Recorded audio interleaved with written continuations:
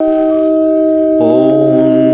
पार्थाय प्रतिबोधितां भगवता नारायणेन स्वयं व्यासेन ग्रथितां पुराणमुनिना मध्ये महाभारतम् अद्वैतामृतवर्षिणीं भगवतीम् अष्टादशाध्यायिनीम् अम्ब त्वामनुसन्दधामि भगवद्गीते भवद्वेषिणी। ॐ नमोऽस्तु ते व्यासविशालबुद्धे पुल्लारविन्दायतपत्रनेत्र येन त्वया भारततैलपूर्णः प्रज्वालितो ज्ञानमयप्रदीपः प्रपन्नपारिजाताय स्तोत्रवेत्रैकपाणये ज्ञानमुद्राय कृष्णाय गीतामृतदुहे नमः। सर्वोपनिषदो गावो दुग्धा गोपालनन्दनः पार्थो वत्स सुधीर्भोक्ता दुग्धं गीतामृतं महत्।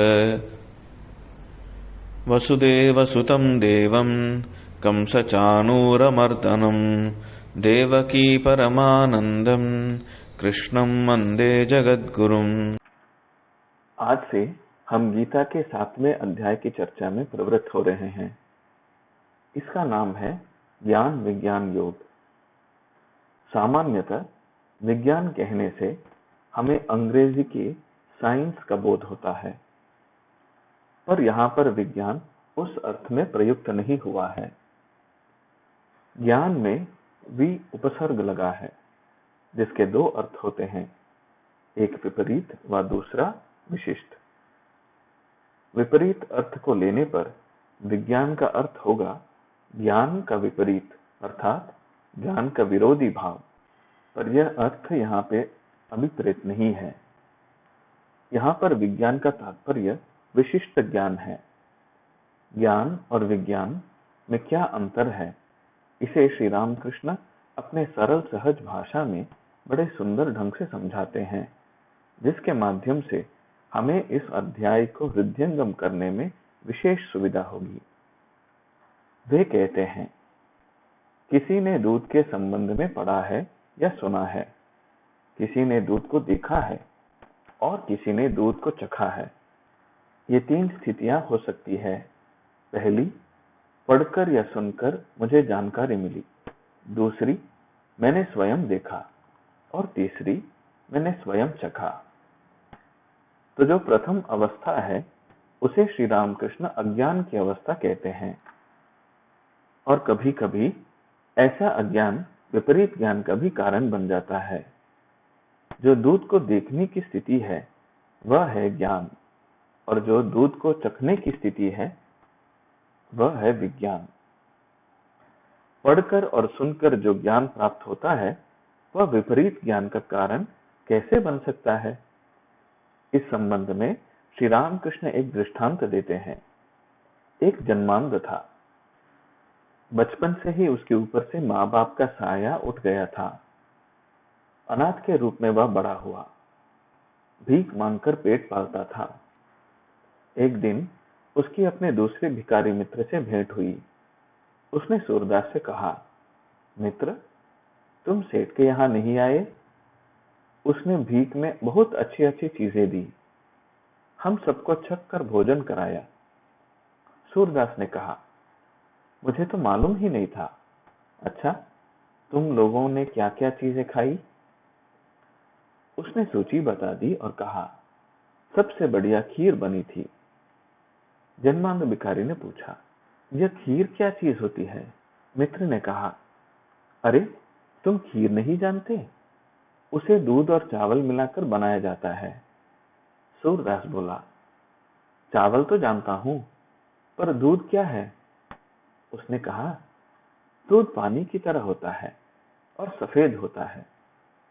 अंधे ने कहा, पानी तो जानता हूं, पर यह सफेद क्या है? अब आंख वाला भिखारी सोचने लगा कि इसे सफेद कैसे समझाऊं। अचानक उसे युक्ति सूझी। उसने कहा, अरे सफेद, जैसा बगुला सफेद होता है। अंधे ने कहा, बगुला क्या चीज है?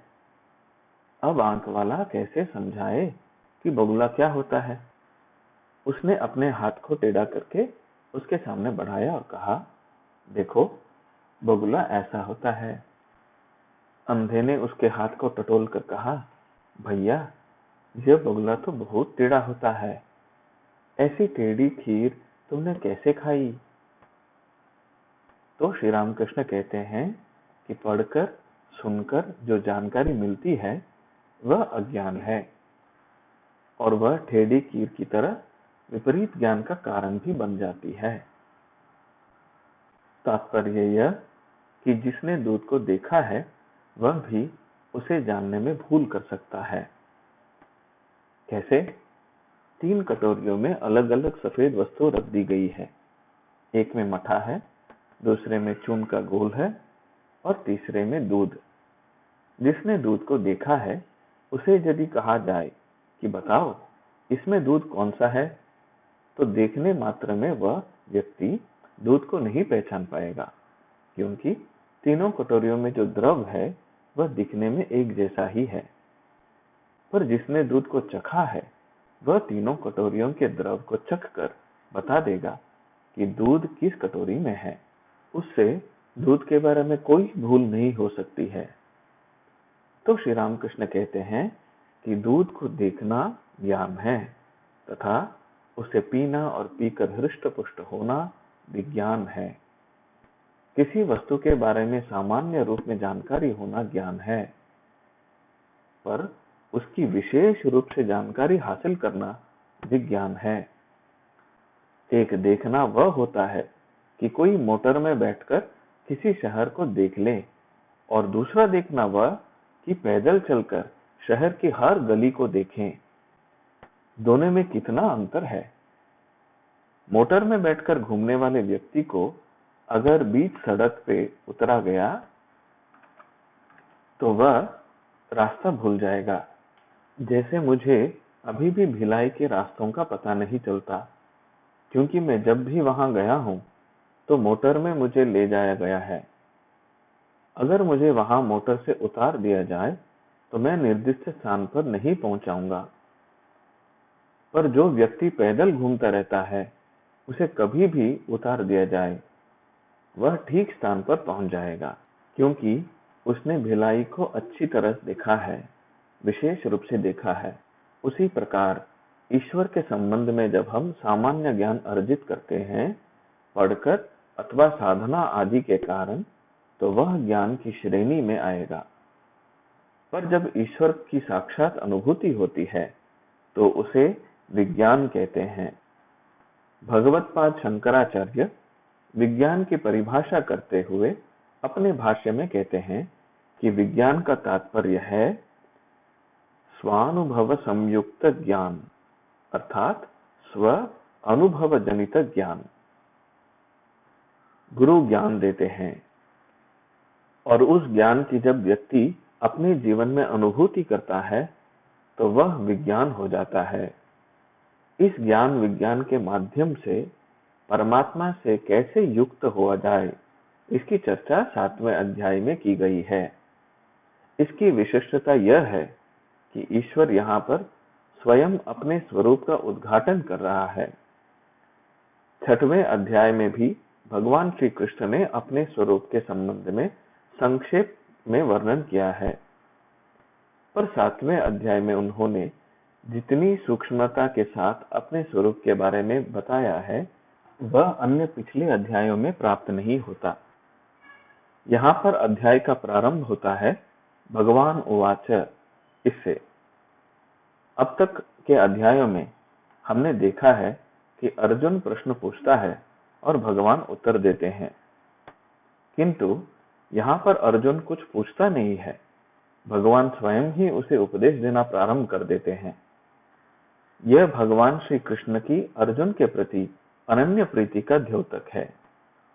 हमारे शास्त्रों में कहा गया है कि बिना पूछे किसी को उपदेश देना नहीं चाहिए। क्यों? इसलिए कि जब हम अपात्र को बिना पूछे उपदेश देने लगते हैं तो वह व्यर्थ होता है। उपदेश तो उसे देना चाहिए जिसके मन में संशय है, जो जीवन में जिज्ञासा लेकर आया है। पर यहाँ भगवान अर्जुन के बिना पूछे ही उपदेश देते हैं, क्योंकि वे अंतर्यामी हैं। वे अर्जुन के मस्तिष्क को पढ़ लेते हैं, उसकी जिज्ञासा को जान जाते हैं। जब मैं ब्रह्मचारी के रूप में उत्तरकाशी में था तो वहां एक प्रसिद्ध साधु थे, देवदत्त महाराज। वे बड़े वेदांती थे, दिगंबर रहते थे। उनमें ऐसी क्षमता थी कि जो व्यक्ति उनके पास जाता वे उसका मनोभाव भाप जाते थे और कभी कभी उसके पूछे बिना ही उपदेश प्रदान करते थे। कभी कभी इसलिए कहा क्योंकि प्रश्न पूछने पर प्राय वे उसका उत्तर नहीं देते थे। मैंने कई बार देखा कि उनके पास भक्त गए हैं और उनसे पूछ रहे हैं, महाराज हमारा कल्याण कैसे होगा, या ईश्वर में मन कैसे लगे, पर वे कोई उत्तर नहीं देते थे। काष्ठ मौन धारण कर लेते थे। अंत में लोग हार मानकर चले जाते थे।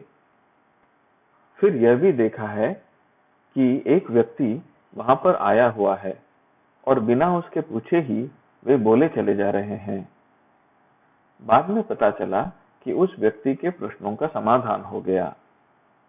एक दिन मैंने उनसे पूछा, महाराज धृष्टता ना हो तो एक बात पूछूं? आपने कुछ व्यक्तियों के प्रश्न पूछने पर कोई उत्तर नहीं दिया तथा एक के कुछ न पूछने पर भी स्वयं बोलते रहे, यह कैसी बात है? उन्होंने कहा, ब्रह्मचारी जी, पहले जो व्यक्ति पूछ रहे थे उनके हृदय में कोई श्रद्धा भाव नहीं था। वे तो साधुओं से कुछ पूछना चाहिए यह सोचकर पूछ रहे थे। सब समय उनका मन दुनियादारी में था। उनमें न कोई जिज्ञासा थी, न कुतूहल, मात्र शिष्टाचार था।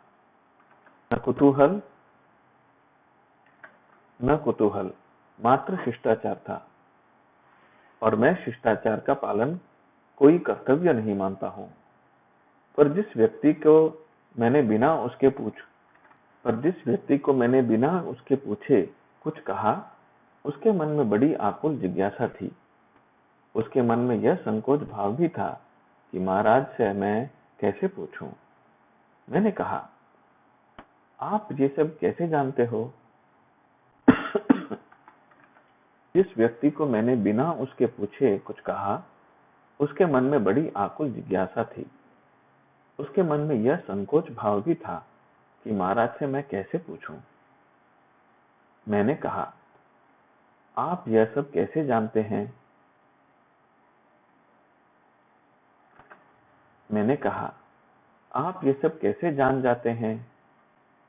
उन्होंने हंसते हुए कहा, देखो ब्रह्मचारी जी, हमारी उम्र 87 होने को चली है। हमने केवल घास नहीं खोदी है।